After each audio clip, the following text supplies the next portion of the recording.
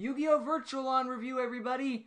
Yep, a lot of stuff happens in this one, so let's get right down to it. So at the beginning of the episode, we know that, unfortunately, Edward's dog is going to be euthanized because apparently it has a tumor that, well, they can't fix. So that's at the top of the episode. And Edward, I know you probably heard this to death, but I'm very sorry for your loss. As I said in the video itself, I've never lost a dog personally. We've never had a pet dog in my family, but in my neighborhood there was a family that had a dog, and it felt very much like a neighborhood dog. He wasn't our dog, but he felt like we were sort of on a friendly relationship, like that.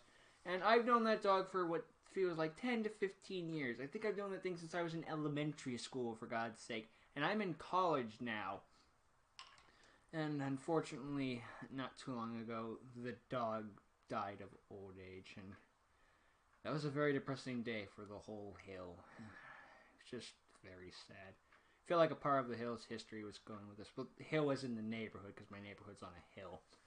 It's just, it was a very sad day, and I'm sure with it being your dog, it was only even more sad for you. So I know you've heard this 100 times, or you might even be sick of hearing it, but I'm very sorry for your loss. But let's move on to some happier topics, shall we? So Edward gets summoned out. So Edward has lost his deck, unfortunately. Probably because all the cards have gone blank from the last episode. Would make some semblance of sense. So if you can't see them, you might as well not have a deck as far as we're concerned. He gets summoned to a championship in the middle of Pompeii because of all places you want to be. It's a place that's, famous for everyone turning into ashes. Okay. And, of course, it's all green screen, but I can't really blame them for that one, considering I can't really blame them for not being able to go to Pompeii. Just who can really afford to go to Pompeii in a fan-made series sort of thing? It's no one really. If you're going to Pompeii in the series, you're going to Pompeii on a family treat sort of thing, and you're just happy to take advantage of it. But, again, I'm not going to deduct points or anything like that. Just something you'd notice, He gets magically teleported all the way there because apparently Deathly just gave him one of those whole things. He gave him just a teleportation device, here you go, we're fine.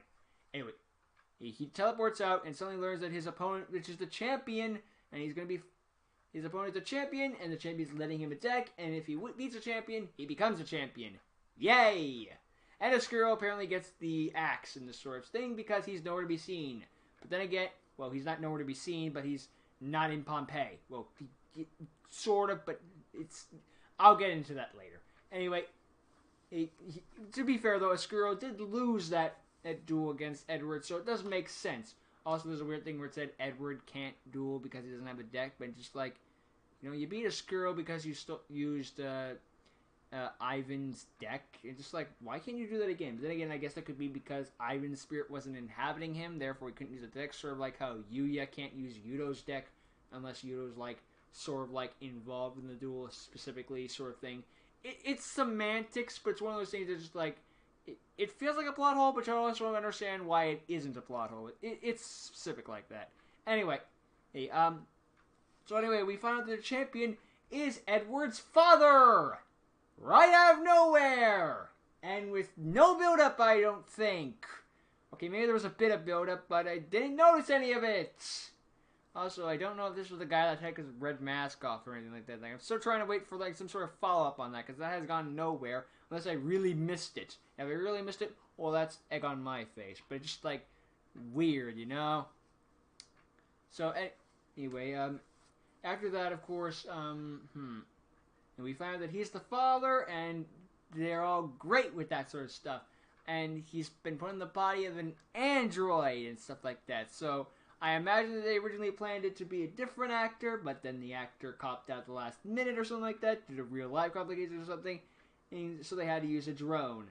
That's my theory of how this went down. I have no confirmation of that, and you know what? It's none of my business, so if that's not the case and you don't want to tell me, don't tell me. That's fine. I understand. If it's personal, it's personal. I don't need to know everything. But, and you know what? The drone thing, at least he gave an explanation where just the father was trying to live forever and that sort of stuff and just decided to take the body of a drone. At least there's an explanation for why it's suddenly a drone now. So I'll give props to Edward on that one. It wasn't just, it's drone now because I said so. So, yeah. Excuse me. So, yeah. They duel. Edward uses a zombie deck, and I mean generic zombies mostly. Well, some of the new Red-Eye Zombie Dragon support. And, Edward's father uses the new Sacred Phoenix of Nemesis support. And I have no idea why Konami decided to make them a ritual archetype that also goes into links. Just like, okay, that's a different idea. I'll give them credit on that one. But just like, why Sacred Phoenix of Nemesis? Like, I know I'm getting off topic. Just like, why not just make those cards specifically, like Fire King support, and then make your own original sort of ritual into link support? Like, why did it have to be an existing archetype? What? It just feels weird to me. Like, Sacred Phoenix, which is also just a big beat stick, suddenly gets turned into a ritual archetype. Like, I guess you could go off the logic that it was sort of like Hands of Nemesis could tribute itself and another monster to go into a Sacred Phoenix, which could sort of be seen as a ritual summon in a sense. You know, there's a bit of a concept there, so it just feels like they just kind of like took an archetype and be like, we want to make this. What sort of archetype should we use? Just takes a bunch of names, put them in a hat. Sacred Phoenix of Nemesis. Okay. It's like, job's done. It's like, huh? Anyway, I'm getting out of topic with that thing. Yeah, anyway, Edward and his father duel back and forth. They have a little bit of discussion and back and forth. And Skuro is at a library to try and find information about, and of course, with all the ice cards, and try to figure out more information about, like, with the Dark Prince and stuff like that. And then he sort of like Yuya and Yugo style is able to see what's going on with Edward. And so he's sort of like there in Pompeii with Edward, seeing through his eyes and making moves with him. And then until he gets ejected, like Edward's like, get the fuck out. Okay, Edward doesn't actually notice it, but I like to imagine that's where he just like, get out of my body. So like hits him on the curb and just like kick. Anyway. So he gets ejected into his own, like, everything apparent. Yeah, he's looking for the Odd Eye stuff, which Edward confirms, and then somehow mentions that Skuro knows nothing about, wasn't able to find things, despite the fact that Skuro never told him that. And how does Edward know what's happening on the other side of the world? I know Skuro went into his mind, but as far as we know, Skuro was still in the library. Like, he wasn't leaving the library, as far as we could tell. He was still in it. So just like, how do you know he didn't find anything? Like, I guess it could be theorized that it could be theorized that Edward assumed he couldn't find anything because maybe Edward looked himself and he couldn't find anything, so he figured Skuro wouldn't be able to either. But just feels kind of like weird, you know? I don't know. Maybe I talked over a line where Skuro mentions that he couldn't find anything or something like that. I don't know. It's kind of a weird thing that they kind of gloss over. Either way, after that, Edward and his father have a bit of back and forth. You never loved you. I love you. You never loved you. I love you. It's just like, and he's just like, I'm going to prove I'm a good father by beating you up. It's essentially what this is. It's like, I'll be a truly good father by beating you in a children's card game so hard, I don't know, make you wet your pants or something. She's like, okay, that's not good parenting. Also, if his father is, I guess his father was going by an alias, or then again, it would make sense that Edward couldn't recognize his father if he was a drone, which is like, it's kind of weird that Edward couldn't recognize that his father was a champion. But then again, no one knew who the champion was, and it turned out to be a drone, so I guess it can't really deduct points. So, ignore everything I just said. I don't know what I'm talking about. I'm just some crazy guy on YouTube talking about some fan-made Yu-Gi-Oh! Series. So, yeah. Edward wins, of course, even with a deck he's never known or used before, and he was even surprised by how it works. He decides to keep going and manages to win the duel and become the new champion.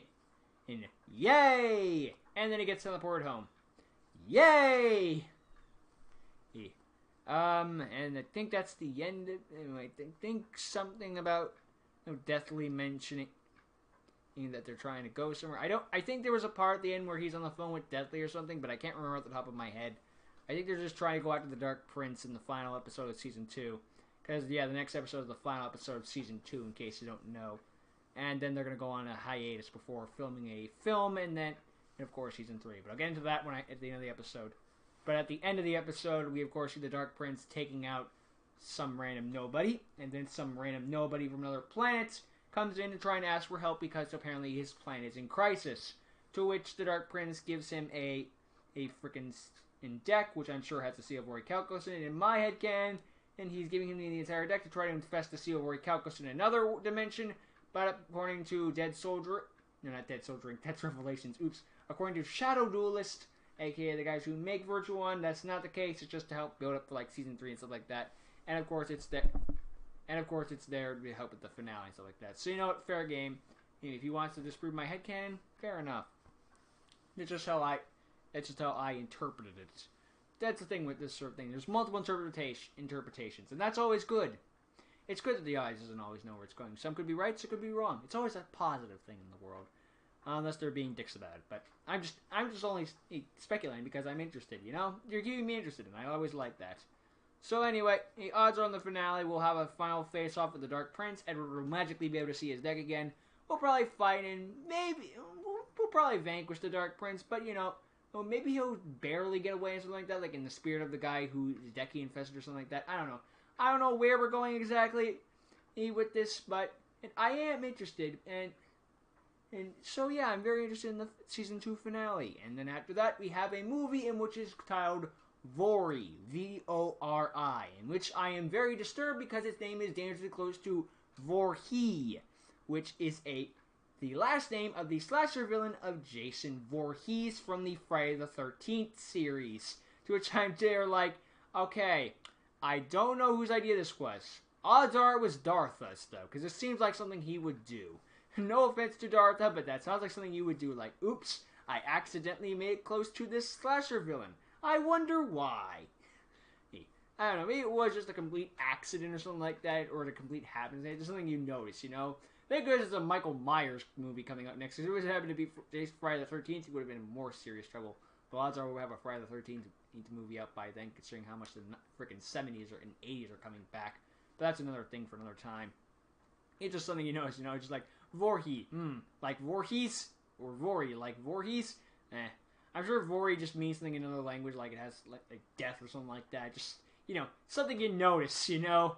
There has to be a reason to some of this, like Jason is called Jason Voorhees. Like, why is that the last name? There might be a deeper meaning to it, or maybe the producer just came up with something out of the top to say. It's like, what's the first thing you can think of? Vori. Okay, we'll do that then. The next movie we'll have Schmeichel Schmeyers. I'm joking, of course, but you know that's all my speculation. So yeah, we'll have the movie in December. Well, no, not in December. We're gonna have the movie in 2019, and then season 3 later than that. Sorry that there's a light emanating off me, but the sun is starting to bounce off of me. So whenever I have my hands down, it looks like I have some sort of gospel powers. And I'm an angel of hell, so that's no way that that's accurate. But anyway, I'm blabbering at this point. So yeah, they're going to have the movie in 2019. Season 2 will probably wrap up in December if I have to theorize.